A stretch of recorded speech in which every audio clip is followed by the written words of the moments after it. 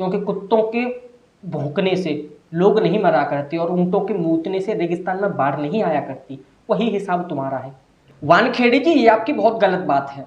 क्या एक अल्पसंख्यक समाज का निकला हुआ लौंडा चरस गांजा नहीं फूंक सकता? क्या एक अल्पसंख्यक समाज से निकला हुआ लौंडा क्रूज पे जाके पार्टी नहीं कर सकता? क्या इतनी भी आजादी नहीं है इस देश में? क्या एक अल्पसंख्यक समाज के सुपरस्टार का एक लड़का पार्टी नहीं कर सकता, ड्रग्स नहीं ले सकता? जिसका बाप खुद विमल का ऐड बनाता है, उसका लौंडा ड्रग्स नहीं ले सकता, गांजा नहीं फूंक सकता?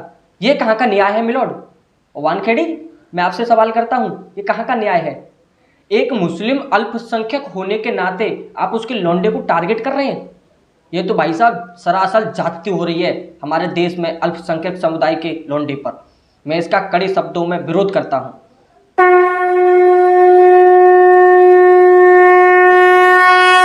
नमस्कार दोस्तों, आप सभी का स्वागत है आपके अपने YouTube चैनल थैंक्स हिंदुस्तान में। आप सभी को वो सूचना तो मिली गई होगी कि आर्यन खान यानी हकले का लौंडा, उसे आज बेल मिल चुकी है। 25 दिन की जबरदस्त ठुकाई के बाद जज साहब ने आखिर कह दिया, जा भोसड़ी के जी ले अपनी ज़िंदगी। अब ज़िंदगी जीने के बाद भाई साहब कुछ हैं उसके समर्थक, यानी कुछ लोगों का भाई साहब दामाद लगता है, कुछ लोगों का जीजा लगता है।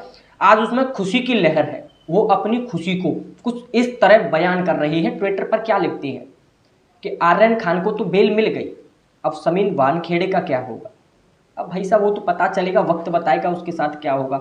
लेकिन तुम्हारी खुशी को देखकर लग रहा है कि भाई साहब तुम्हारा जीजा जो है बहुत दिनों के बाद तुमसे मिलने आ रहा है, बहुत दिनों बाद बाहर आया है।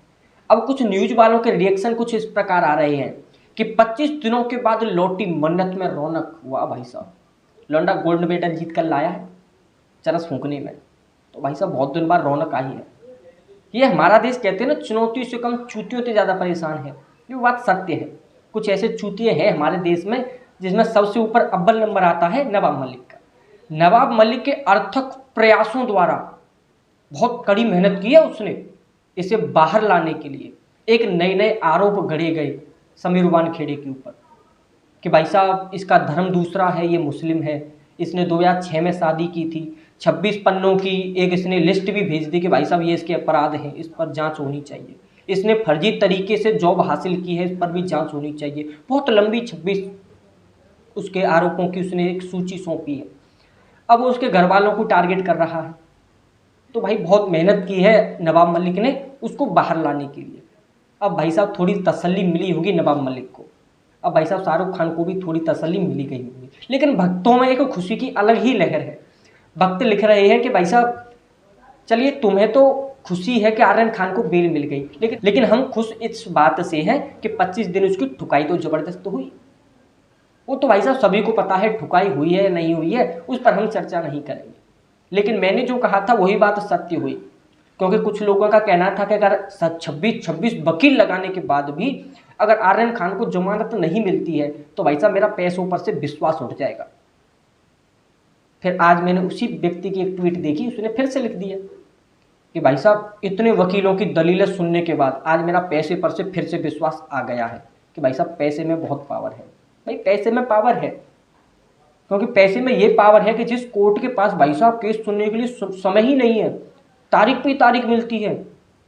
लेकिन एक लौंडे के लिए, एक चरसी लौंडे के लिए भाई साहब कोर्ट ने कितनी मेहनत की है, जज साहब ने कितनी मेहनत की है कि 25 दिन के अंदर भाई साहब 7 सुनवाइयाँ, 7 तारीखें, 25वें दिन बेल भी हो गई।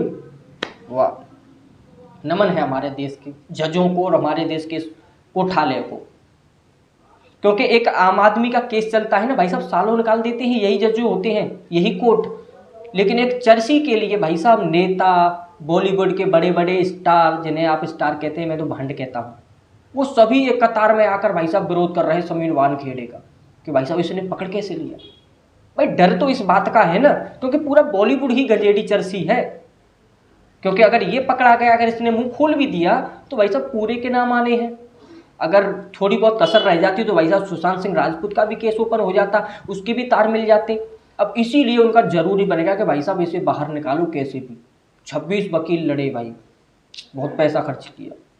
चलिए थोड़ा बहुत पैसा खर्च कर ही लिया, क्योंकि उसे दान पुण्य देने तो आता नहीं, क्योंकि देश में कितनी बड़ी समस्या आई, लेकिन दान पुण्य कहाँ देता है। पाकिस्तान में आ जाता है तो भाई साहब वो बात दूसरी है, क्योंकि उसके अब्बा जान अम्मा जान खाला जान रहते हैं वहाँ पे, उनके लिए वो पैसे दे सकता है, लेकिन हमारे देश में कौन रहता है इसके लिए वो चंदा देगा।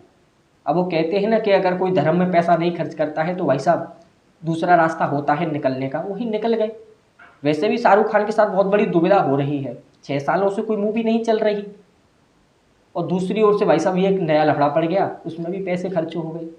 जिस प्रकार हमारे देश के वकीलों ने और नेताओं ने इतनी तेजी दिखाई है आर्यन खान को बाहर लाने के लिए, अगर वही तेजी पालघर हत्याकांड पर भी दिखा दे तो भाई साहब साधुवाद नमन करता मैं आप लोगों को, आपकी निष्ठा पर, कोर्ट की निष्ठा पर बहुत मुझे फक्र होता, गर्व होता कि भाई साहब हाँ हमारे देश में न्याय व्यवस्था है। लेकिन भाई साहब अभी तक तो कोई गिरफ्तारी भी नहीं हुई उस केस में, कोई मुद्दा ही नहीं है। क्या जरूरत है भाई साहब, तीन ब्राह्मण ही तो मारे गए हैं, साधु मारे गए हैं, क्या जरूरत है साधुओं की, देश में बहुत सारे तो हैं। लेकिन भाई साहब ये तो भाई अरबपति खरबपति का लौंडा है, इसे कुछ नहीं होना चाहिए। मीडिया वालों की भी भाई साहब, जो कुछ लोगों ने खाया पिया नहीं था बहुत दिनों से, लगातार बिना पानी पिए अर्थक प्रयास कर रहे थे, ब्रेकिंग न्यूज़ें दे रहे थे, उन्हें भी तसल्ली मिली होगी, हाँ हमारा दामाद आज छूटकर बाहर आ गया, आज चैन की सांस लेकर खाना खाएंगे पेट भर के। क्योंकि कुछ लोगों से हड़ताल पर चल रहे थे कि भाई साहब कैसे भी बाहर आए। सबसे ज़्यादा सहयोग अगर नवाब मलिक के बाद रहा है तो उसका नाम है मीडिया। मीडिया ने पूरा प्रयास किया कि भाई साहब ले हेडलाइन ले हेडलाइन, और भाई साहब जमानत मिलते ही ब्रेकिंग न्यूज चला दिया, आर्यन खान को मिली जमानत, कोर्ट ने छोड़ा। और दुख भी है थोड़ा कि भाई साहब जमानत तो आज मिली गई लेकिन बाहर नहीं आएंगे, 2 दिन और लगेंगे बाहर आने में, कल हो सकती है परसों हो सकती है, तो वो दूसरा विषय है, लेकिन खुशी है। चलिए कोई बात नहीं, आप खुश होइए। और भाई साहब समीर वानखेड़े जी को हम देख ही लेंगे, आप उनकी चिंता न करेंगे। समीर वानखेड़े जी के साथ क्या होगा, कुछ नहीं होगा, क्योंकि कुत्तों के भौंकने से लोग नहीं मरा करते और ऊंटों के मूतने से रेगिस्तान में बाढ़ नहीं आया करती। वही हिसाब तुम्हारा है, कितना भी भौंको उस बंदे को कुछ नहीं होगा, क्योंकि हमारा हाथ है उस पर, हमारा साथ है उस पर, और भगवान श्री राम की कृपा भी है उस पर।